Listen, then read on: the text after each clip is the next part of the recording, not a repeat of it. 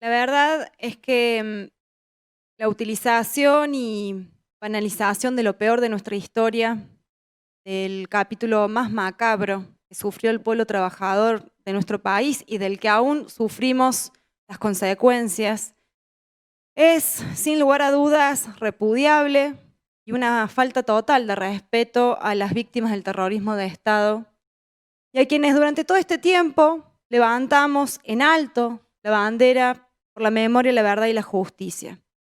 Por eso quiero arrancar valorando el repudio popular que estas declaraciones generaron, porque demuestran una vez más las reservas democráticas de nuestro pueblo. En ese sentido, me parece que este tratamiento express no va en consonancia con lo que se dice pretender, ni da el lugar que las propias organizaciones de derechos humanos solicitaron explícitamente mediante una nota a esta legislatura, que la tengo acá en mi mano, para ser parte del debate. Yendo al punto en cuestión, repudio, como ya dije, las expresiones de la legisladora. Aún con el pedido de disculpas que escuchamos hoy, es evidente que no se trata de una expresión aislada. Hemos tenido la oportunidad también de ver otros tweets donde, por ejemplo, en uno se pone en duda los 30.000 desaparecidos, diciendo con palabras textuales: poco más de 7.900 indemnizaciones pagó el Estado argentino, pero hasta juraban por los 30.000. Yo soy una de las que juró por los 30.000 y estoy orgullosa de haberlo hecho. Y todo lo que hago día a día es para continuar la lucha de esas 30.000 vidas que nos robó el genocidio, y en especial por los más de 120 compañeros y compañeras de mi partido, que en aquel momento se llamaba PCT. Son un ejemplo de convicción, de coherencia, de valentía, que nos hace estar más convencidos que nunca de la necesidad de transformar todo. Se nos podrá decir que no se puede responsabilizar a un partido por la opinión de una afiliada, algo que podría ser cierto, si no fuera porque esa afiliada es al mismo tiempo vicepresidenta del partido, que además la eligió para ser legisladora. Y como nada es casualidad, estamos hablando del partido que fue autor e impulsor de las leyes del perdón por las que miles de genocidas quedaron libres. Es el mismo partido al que el pueblo echó en el Argentinazo del 2001 y que, como única y desesperada forma de acercarse al poder, terminó de furgón de cola de Macri. Tal vez la máxima expresión de ese empresariado parasitario que pedía a gritos el golpe y que se enriqueció como ningún otro gracias a la dictadura, que parece que hoy hay que recordarles a los presentes que además de militar fue cívica y eclesiástica. Las desastrosas consecuencias económicas y sociales del gobierno de Macri las conocemos todos, no me voy a extender en eso hoy. Solo diré que tampoco sorprendió que además de un salto en la represión quisiera aplicarle el 2x1 a los genocidas, ni que volviera el negacionismo del terrorismo de Estado, de la mano, por supuesto, de la teoría de los dos demonios, y los intentos por reconciliar a las fuerzas represivas con la sociedad. Dicho todo esto, no puedo tampoco dejar de señalar algunas actitudes a lo largo de estos días de debate fuera de esta legislatura sobre este tema, que sinceramente rozan la hipocresía y la doble moral. Y arranco por algunos dirigentes del kirchnerismo que se rasgan las vestiduras y ponen el grito en el cielo condenando este famoso tuit, pero lo hemos visto guardar silencio e incluso defender gravísimos hechos que lesionan todos los derechos humanos de los cuales los gobiernos que integraron fueron los responsables.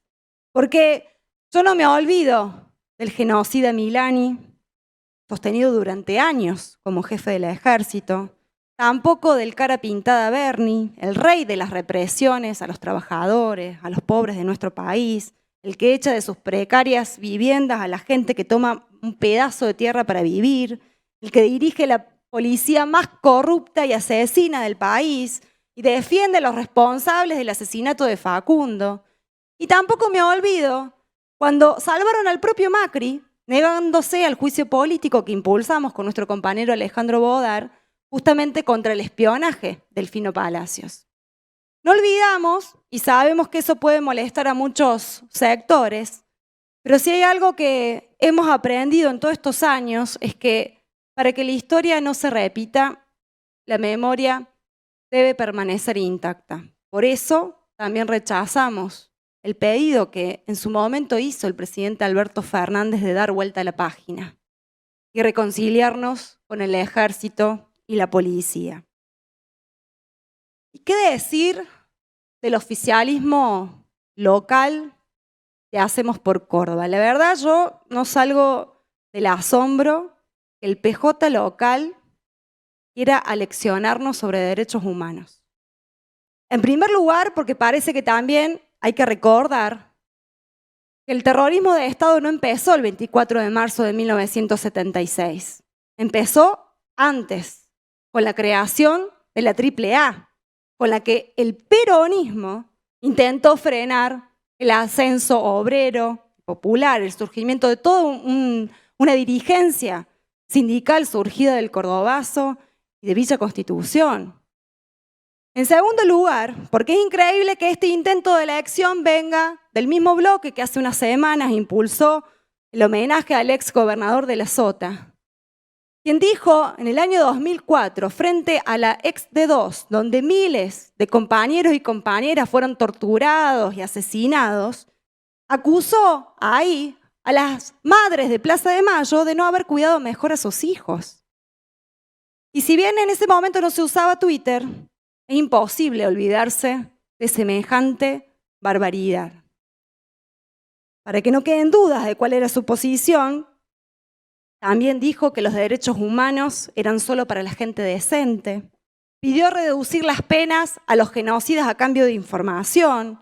Exigió un baño de reconciliación y tildó de resentida la política de enjuiciar a los militares asesinos. De hecho, si hoy estuvieran presentes los organismos de derechos humanos, podrán recordar que salieron a repudiar en su momento estas declaraciones. Entonces, si lo de hoy es, como creemos, puro oportunismo por parte del oficialismo, no va a haber ningún tipo de repudio a estas aberraciones también. Y por el contrario, esto no es un circo, debería entonces haber un cambio rotundo e inmediato en todas las políticas actuales de este gobierno en materia social, económica, de seguridad, de educación, vivienda y salud, donde vulneran los derechos humanos de millones todos los días. Porque parece que hace falta aclarar acá que los derechos humanos no son piezas de museo. Y hay que recordar también que este tuit surgió en el medio de un debate que cruza a nuestro país, que es el problema de la tierra y el derecho a la vivienda. Vivimos en un país, en una provincia con casas sin gente y gente sin casa. Se usa la vivienda como reserva de valor, mientras miles no tienen derecho a un derecho tan elemental. Y en este aspecto, como en tantos otros, la grieta se esfuma. Quienes hoy se quejan del tuit de la legisladora de Ferrari van a defender, junto a esta legisladora y a sus fuerzas políticas, la propiedad privada de unos pocos frente al derecho de miles a la vivienda. Si no, ¿quiénes son los que quieren desalojar ahora el Guernica? ¿Quiénes son los que impulsan el desalojo en Estación Ferreira, en Barrio Cabildo, a pocos metros, kilómetros de este recinto? Pero obviamente, para defender los intereses de un porcentaje mínimo de la sociedad, a costa del resto, no alcanza con el acuerdo político de los partidos tradicionales. Necesitan represión. Por eso, todos los gobiernos, sean del color que sean, están dando vía libre a sus policías, dándole poder para reprimir, perseguir, matar. Y la policía siga asesinando inocentes en la calle, ¿no es acaso vulnerar los derechos humanos? Hace 3 días, la policía de este gobierno volvió a matar por la espalda a un pibe en nuestra provincia. ¿Acaso eso no es un ataque brutal a los derechos humanos más básicos? Bueno, parece que para ustedes no, porque fíjense qué contradicción. Ahora estamos discutiendo largo y tendido sobre el tuit de una legisladora, pero en esta misma sesión hay 4 pedidos de tratamiento sobre tablas sobre el caso de Gatillo Fácil de Joaquín Paredes, que evidentemente no es un caso aislado del cual se tenga que ocupar la justicia como siempre responden. En estos últimos meses tenemos 7 casos. Es evidente que hay un problema estructural y lo tenemos que discutir acá.